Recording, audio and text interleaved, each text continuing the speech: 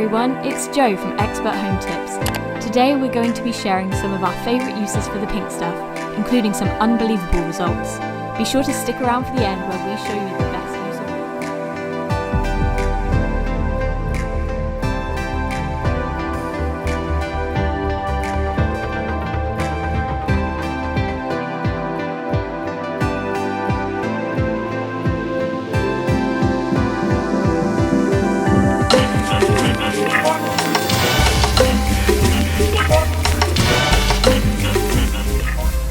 Egg cookers. Hi, I'm Clay with Dash. Cooking eggs with our egg cookers is super easy, but I'm going to teach you some tips and tricks on how to make perfect eggs every time.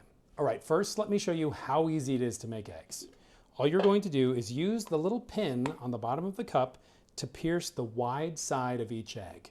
Fill up your egg cooker and then fill up your cup with the right amount of water for the number of eggs you have.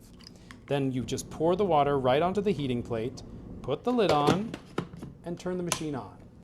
And then you just have to wait for the little chime and your eggs are done. Why do you pierce eggs? That's a great question. Have you noticed when you get your eggs home from the grocery store, they're always wide side up?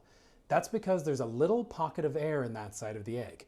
When we use the pin to prick the eggs, it's going to do three things by releasing that air. One, it's going to make the egg easier to peel. Two, it's going to prevent the egg from cracking under the heat. And three, it will make it so you don't cook an egg with a flat side on the top. While these eggs are cooking, let me talk about the egg cup. Now, if you got a large egg cooker, it will come with a large egg cup. And if you read the side, you might be thinking, why does it take less water to cook more eggs? I know it's confusing, but it's physics which are confusing. Less eggs take up less space, which means there needs to be more steam to cook them.